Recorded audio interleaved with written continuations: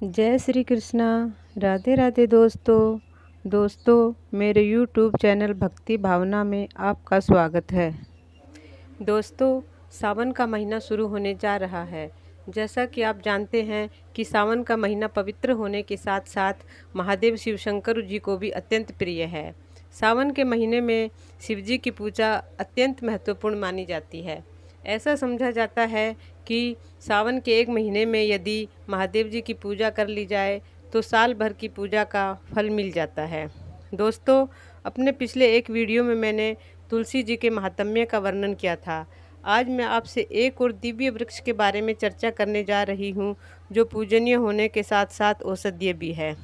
जिस प्रकार तुलसी पत्र के बिना श्री हरि विष्णु की पूजा अधूरी मानी जाती है, उसी प्रकार इस वृक्ष के पत्र के बिना महादेव जी की पूजा भी अधूरी मानी जाती है।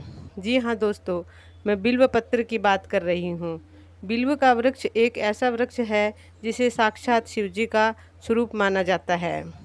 अगर आपके पास पूजा करने के लिए शिवलिंग या भोलेनाथ भगवान की मूर्ति नहीं है तो आप बिल्व वृक्ष की पूजा कर लीजिए, आपकी पूजा पूर्ण हो जाएगी।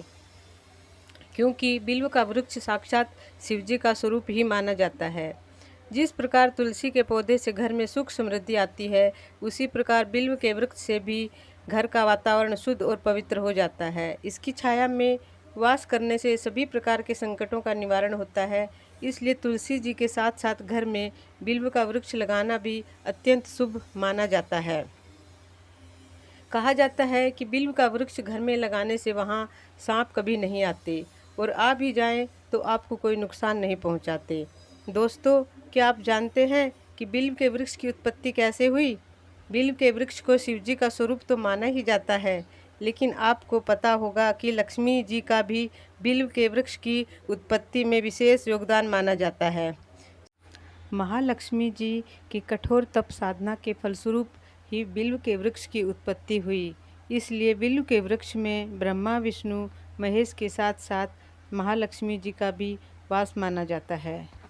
दोस्तों, शिव पुराण में एक छोटी सी कथा का वर्णन है, जिसमें बताया गया है कि किस प्रकार महालक्ष्मी जी की कठोर तप साधना से बिल्व वृक्ष की उत्पत्ति हुई।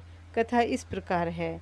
एक बार माता लक्ष्मी ने श्री हरि विष्णु जी से पूछा कि हे कमल नयन, मैं ऐसा क्या करूं कि जन्म जन्मांतर तक मुझे आपका सानिध्य प्राप्त रहे और हमेशा आपके चरणों की दासी बनने का सौभाग्य मिले। भगवान विष्णु ने मुस्कुराकर कहा, हे देवी, देवों के देव महादेव का विशेष पूजन अर्चन करने से आपको अपने मनवांछित फल की प्राप्ति होगी। श्रावण मास में जो भगवान शिव का बिल और जल से अभिषेक करके ओम नमः शिवाय मंत्र का जाप करके करता है, उसकी हर मनोकामना पूरी होती है। इसलिए आप उनकी पूजा आराधना कीजिए। लक्ष्मी जी ने संकल्प लिया कि वह 1000 कमल पुष्पों से शिवलिंग का अभिषेक करेंगी। अपना संकल्प पूरा करने के लिए उन्होंने 1000 कमल पुष्प मंगवाए और उन्हें शिवलिंग पर अर्पित करने लगी। भगवान शिव ने उनकी परीक्षा लेने के विचार से उन कमल पुष्पों में से 2 कमल पुष्प चुरा लिए। सारे पुष्प अर्पित करने के बाद माता लक्ष्मी ने पाया कि 2 कमल पुष्प कम हैं। वह पूजा के बीच में से तो उठ नहीं सकती थी, इसलिए वे चिंतित हो गई कि ऐसे तो उनका 1000 कमल पुष्प चढ़ाने का संकल्प अधूरा ही रह जाएगा। वे सोच विचार करने लगी कि क्या किया जाए। तभी उन्हें ध्यान आया कि श्री हरि विष्णु उनके पयोधरों को कमल पुष्प की कलियों की उपमा दिया करते हैं। बस उन्होंने तुरंत अपने दोनों पयोधर भगवान शिव को अर्पित कर दिए, कमल पुष्प की जगह अर्पित कर दिए। भगवान शिव उनके इस समर्पण से अति प्रसन्न हुए और माता पार्वती सहित तुरंत प्रकट हो गए और उन्हें मनवांछित फल प्रदान करने के बाद उनके दोनों पयोधरों पर अमृत का सिंचन कर दिया। माता लक्ष्मी तो ज्यों की त्यों स्वस्थ हो गई और उस जगह बिल्व के वृक्ष की उत्पत्ति हो गई। इसलिए बिल्व के वृक्ष में भगवान शिव के साथ साथ माता लक्ष्मी का वास भी माना जाता है। दोस्तों, जैसा कि आपको पता होगा कि बिल्व पत्र में 3 पत्र होते हैं, जिन्हें मिलाकर एक बिल्व पत्र माना जाता है। तीनों पत्र ब्रह्मा, विष्णु और महेश के प्रतीक माने जाते हैं।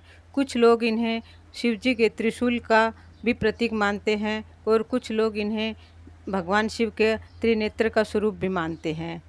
तो दोस्तों, बीच वाले पत्थर को भगवान जी का शिव का स्वरूप, बाएं हाथ की तरफ वाला पत्थर ब्रह्मा जी का स्वरूप और दाहिने हाथ की तरफ वाला पत्थर श्री हरि विष्णु जी का स्वरूप माना जाता है। बिल्व का फल भी अत्यंत पवित्र और औषधीय गुणों से युक्त होता है। इसके फल का सेवन करने से कई रोगों का नाश होता है। दोस्तों, अब मैं आपको बताती हूँ कि बिल्व पत्र शिवलिंग पर कैसे अर्पित करने चाहिए। बिल्व के वृक्ष को साक्षात शिव का स्वरूप माना जाता है, इसलिए बड़े आदर और सम्मान के साथ बिल्व पत्र को तोड़ना चाहिए। बिल्व के पत्र को किसी भी प्रकार की हानि नहीं पहुंचानी चाहिए। एक साथ एक एक करके साफ सुथरे, बिना कटे फटे और बिना छिद्र वाले बिल्व पत्र तोड़ने चाहिए।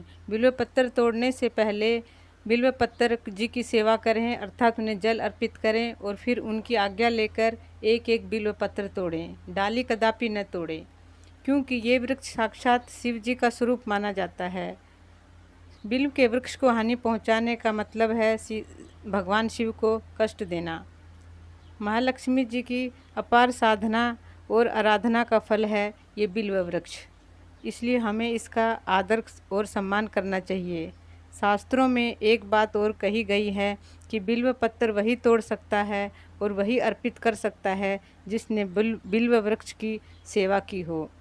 भगवान शिव ने कहा है कि जो व्यक्ति सच्चे मन से अखंड बेल पत्र और जल मुझे अर्पित करता है, उससे मैं अत्यंत प्रसन्न होता हूँ।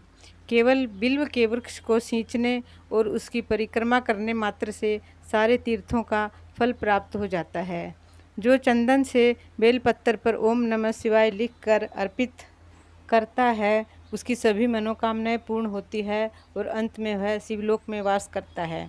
दोस्तों, एक खास बात और मैं आपको बताती हूँ कि बिल्व पत्तर कभी बासी नहीं होता। शास्त्रों में लिखा है कि 6 महीने तक भी बिल्व पत्तर बासी नहीं माना जाता। आप कई दिन पुराने बिल्व पत्र को धोकर शिवलिंग पर अर्पित कर सकते हैं और बिल्व पत्र को हमेशा विषम संख्या जैसे 1, 3, 5, 7, 21, 51, 108 इस क्रम से चढ़ाने चाहिए। एक बात का विशेष ध्यान रखना चाहिए कि बेल पत्र को हमेशा शिवलिंग पर उल्टा करके ही चढ़ाना चाहिए, अर्थात उसका चिकना वाला भाग शिवलिंग को स्पर्श करना चाहिए और बेल पत्र चढ़ाने के बाद जल की धारा से शिवलिंग का अभिषेक अवश्य करना चाहिए। दोस्तों, यदि आपको 108 बेल पत्र अर्पित करने हों और आपके पास 1 या 2 बेल पत्र ही हों, तो आप उन्हें बार बार धोकर 108 बार चढ़ा सकते हैं और बेल पत्र चढ़ाते समय ओम नमः शिवाय का जप अवश्य करें। दोस्तों, वैसे तो भगवान भाव के ही भूखे होते हैं, मगर सभी को कोई न कोई चीज़ अवश्य प्रिय होती है और भोलेनाथ भगवान शिव को बेलपत्र अति प्रिय हैं, इसलिए उनकी पूजा अर्चना करते समय बेलपत्र अवश्य अर्पित करें। बिल्व का वृक्ष का प्राकट्य भी श्रावण मास में ही हुआ था, इसलिए श्रावण मास में शिव की पूजा में बेलपत्र का विशेष महत्व हो जाता है।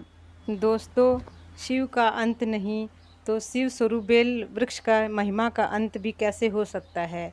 मगर वीडियो ज़्यादा लंबा न हो जाए, इसलिए आज मैं बस इतना ही आपको बताती हूँ। अपने अगले वीडियो में मैं आपको बिल्व वृक्ष की महिमा और उपयोगिता का वर्णन करूँगी तथा भगवान शिव को बेलपत्र और अर्पित करने के बाद जल की धारा क्यों चढ़ाई जाती है, इसके बारे में भी मैं आपसे चर्चा करूँगी।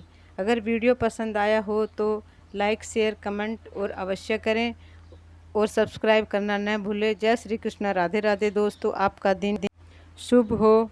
ओम नमः शिवाय।